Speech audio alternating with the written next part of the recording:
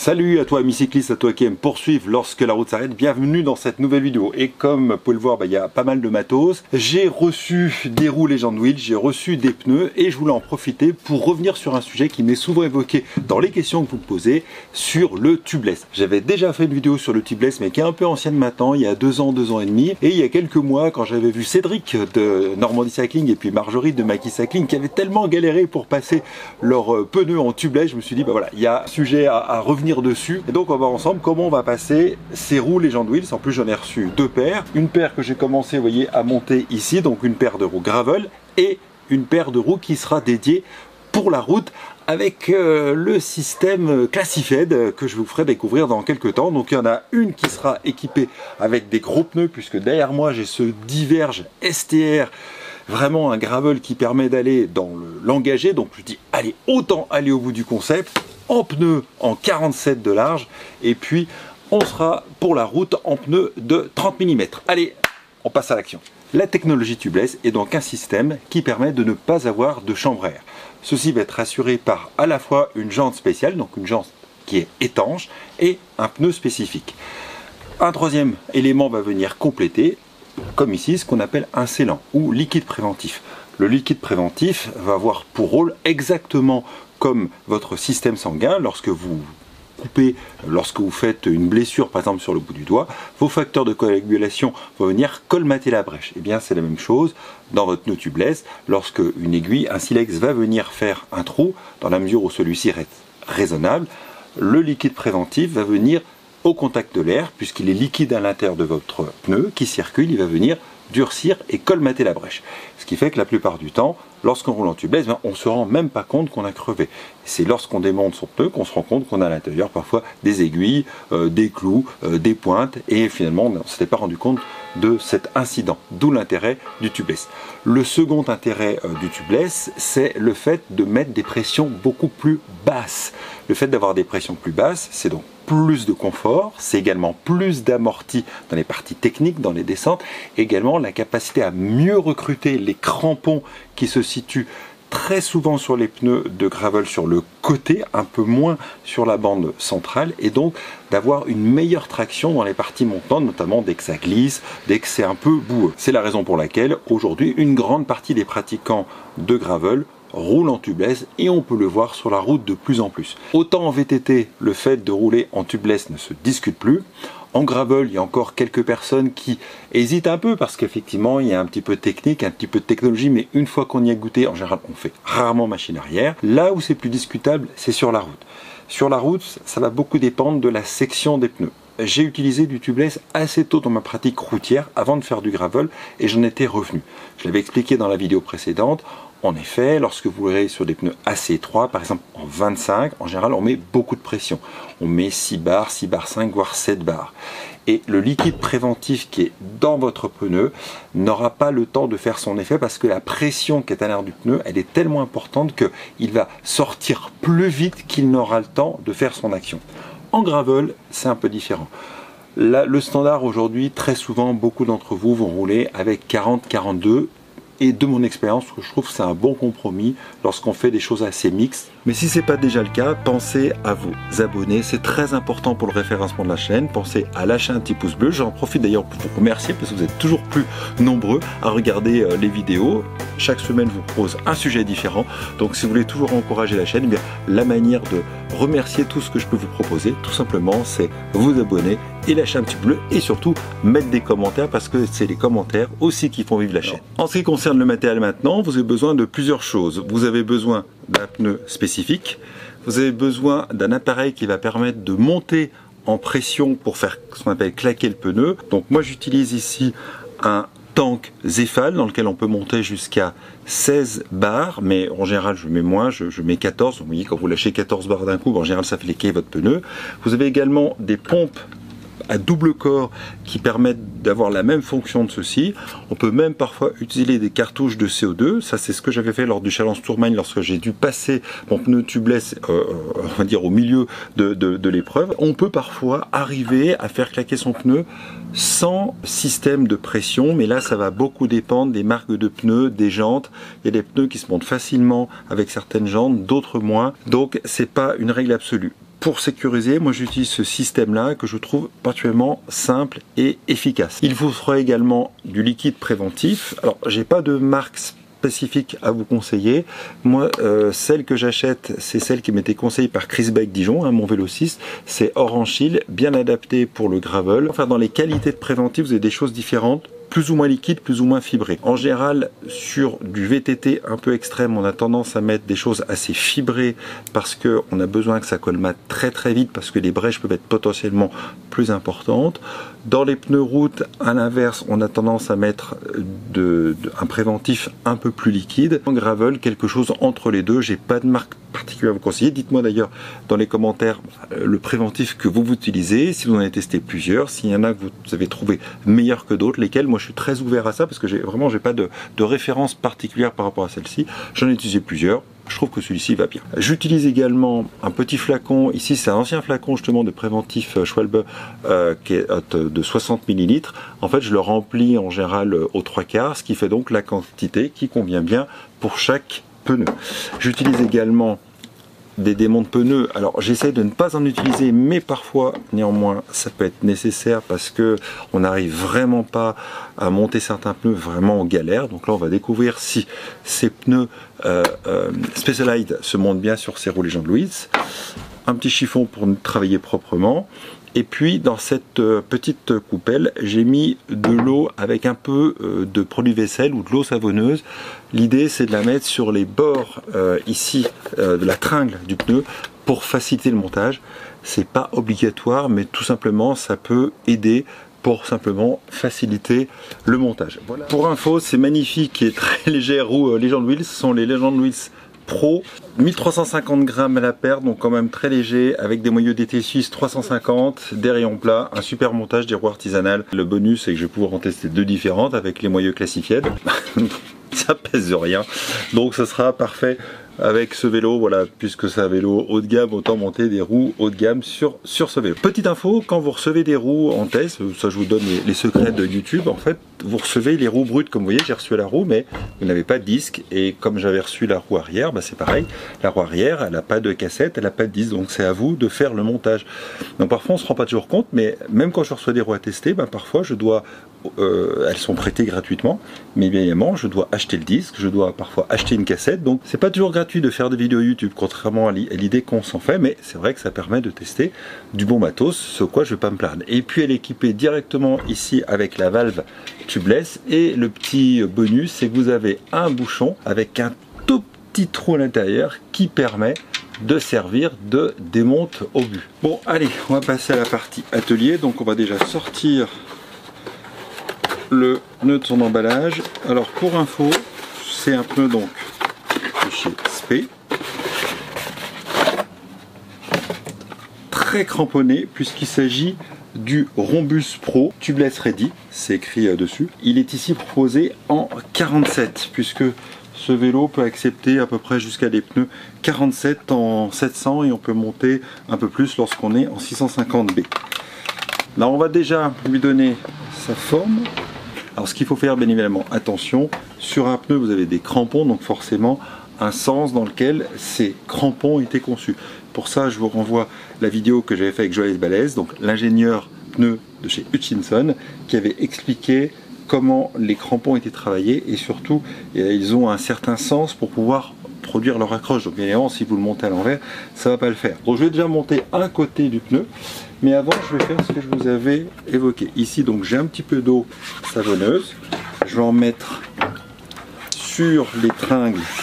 Alors déjà pour monter votre pneu, alors c'est pas une obligation, mais il y a une espèce d'us et coutume dans la profession qui est de mettre la marque à la hauteur de la valve, ce qui donne un repère et une facilité de montage. Donc il faut déjà monter un côté.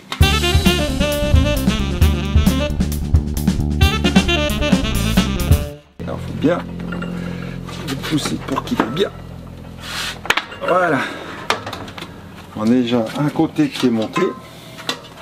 La marque sera donc au niveau de la valve, et ensuite il faut procéder au côté opposé à la valve, le glisser. En fait souvent un fond de jante il va être un peu en creux comme ça, et forcément le diamètre de la jante il est plus petit au centre et il est plus large sur les bords. Donc l'idée pour pouvoir le monter au maximum, ça va être de descendre en tout cas au maximum au fond de la jante. Mais là on devrait, voyez, sans... c'est descendu tout seul. De toute façon, je connaissais ces jantes Legend Wheels, hein, c'est la 3, 4e paire, 5e paire que je monte sur ces roues avec les modèles différents et je sais qu'elles se montent bien. Et je sais également que les pneus Spey que j'ai déjà testés se montent également bien. Donc maintenant, on va devoir le faire claquer. C'est là qu'on va utiliser le tank.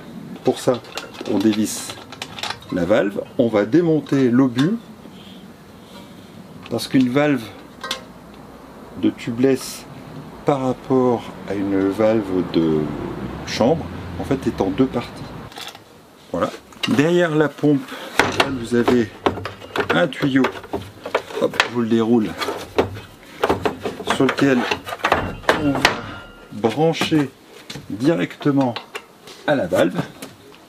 Je vous montre. Voilà, c'est branché directement. Donc ça, c'est ce qu'on appelle une pompe à pied, hein, pour ceux qui cherchent. Et comme le fait les Shadok, on va en fait envoyer la pression dans ce tank.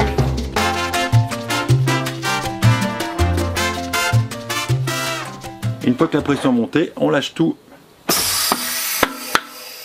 avez entendu le petit bruit? Donc là, ça veut dire que votre pneu est bien remonté et a bien claqué. Donc vous voyez, pour Cédric et Marjorie, je sais pas comment vous avez fait pour autant galérer parce que c'est pas compliqué. Non, je plaisante, je vous charrie un peu parce que c'est vrai qu'il y a certains pneus, certaines jantes qui sont voilà, pas compatibles, enfin en tout cas difficilement compatibles, qu'on a beaucoup de mal à les monter. Mais je sais que les deux là fonctionnent plutôt bien. Ensuite, on va mettre le liquide préventif. Alors le liquide préventif, il faut secouer un peu le flacon. C'est écrit dessus d'ailleurs, secouer, pourquoi? Parce que vous avez des fibres à l'intérieur. Moi je remplis ma petite fiole.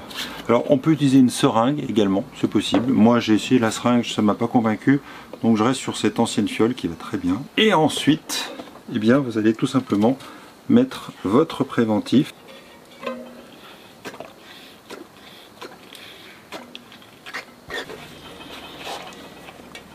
On retourne de manière à ce que le préventif tombe bien dans le fond. On peut resserrer avec le but. Puis ensuite, très classique, on gonfle.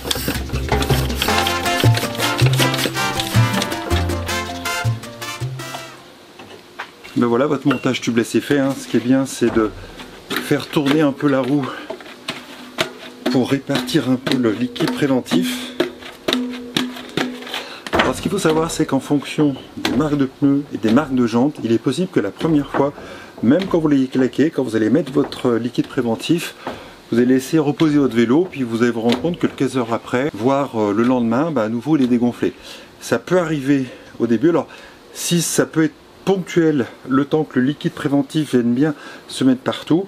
Par contre, si ça ne tient pas, si ça dégonfle tout le temps régulièrement, c'est que vous avez un problème.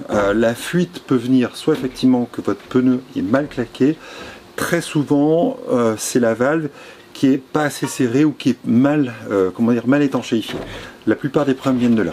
Bon, je sais pas ce que vous en pensez, mais on peut reconnaître quand même qu'avec ces roues Legend Wheels Pro carbone, ces pneus 47 sur ce Diverge STR, on a quand même un vélo très bodybuildé et un résultat plutôt réussi. Enfin, celui donne en tout cas un super look. Il faut savoir que Cholet, l'idée c'est d'aller vraiment au bout du concept puisqu'on a un gravel avec un système de suspension, je mets ça entre guillemets, on va dire plutôt de filtration à l'avant, la Future Shock qui apporte 2 cm de débattement.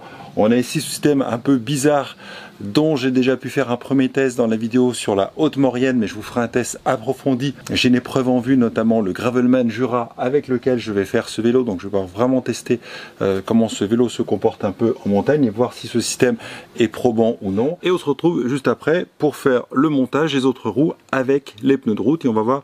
Cette fois, ce sera donc des Michelin pour voir si le montage se fait aussi facilement. Pour les pneus donc en 30, ce seront ces roues-là. Alors je découvre avec vous, hein, j'ai reçu le carton il y a 2 jours.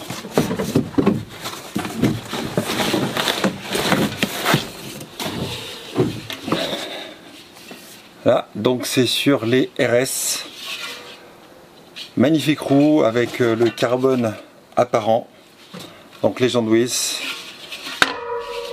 avec les moyeux 350 également. Donc il y a les Pro, donc c'est le modèle que vous avez vu précédemment, qui est on va dire un peu au-dessus, qui fait dans les 1350 grammes. Celles-ci sont un tout petit peu plus lourdes à 100 grammes près, mais pareil, un excellent montage. Et on est également sur une technologie sans crochet. Particulier, hein. Celle-là, elle bénéficie, comme vous pouvez voir, c'est le moyeu donc Classified. Le système Classified, eh bien, je vous dirai quand je l'aurai testé, juste pour ceux qui ne connaissent pas, c'est un système en fait particulier qui va vite se mettre à l'intérieur et qui vous permet d'avoir une démultiplication, et donc vous êtes en mono et en double plateau. C'est-à-dire qu'à l'avant vous avez un mono plateau, mais grâce à un petit bouton qui est situé sur votre cintre, vous allez pouvoir changer la démultiplication et passer ainsi sur comme si vous aviez un grand plateau. Je vous expliquerai le système en détail lorsque je l'aurai reçu, lorsque je l'aurai testé. Là c'est Kirou et il n'y a pas le système à l'intérieur. Je vais simplement faire le montage de pneus dessus. Alors pour ceux qui veulent avoir des précisions sur l'envers du YouTube, les pneus précédents m'ont été envoyés par Specialized, alors que ceux-là, c'est moi qui les ai achetés. Je les ai achetés parce qu'en fait on a dit du bien, on m'a dit que en fait j'ai un copain qui roule avec en route. Il fait pas mal de VTT, pas mal de route, et lui vraiment il aime beaucoup ces pneus. Donc il trouve qu'ils ont un super rendement. Donc ce sont les, je n'ai pas retenu le nom, les Michelin Power Cup Competition Line, donc en 700 par 30. Même principe, hein, un petit peu d'eau savonneuse. Alors, déjà, est-ce qu'on va pouvoir monter la première tringle? Est-ce que... Déjà, j'ai déjà plus de mal à monter la première. Ça va passer, ça va pas passer. Alors... Bon, Cédric, Marjorie, si vous me regardez, vous ne rigolez pas derrière votre écran. Voilà, chacun son tour.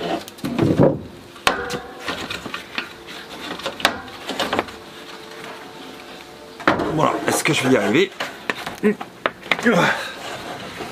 Déjà, première partie plus sportive.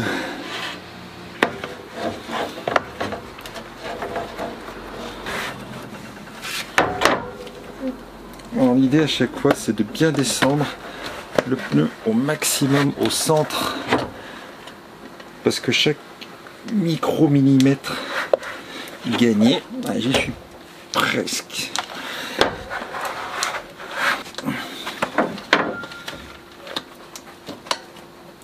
Allez, je suis pas beaucoup. Ah, bon, allez, déjà ça c'est fait.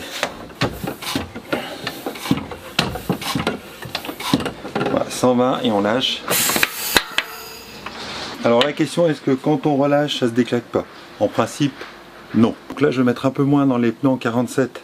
J'avais mis environ 50 millilitres, et là comme ça va être des pneus en 30, donc quand même beaucoup moins large et plus à usage route, je vais mettre plutôt aux environs de 30 millilitres.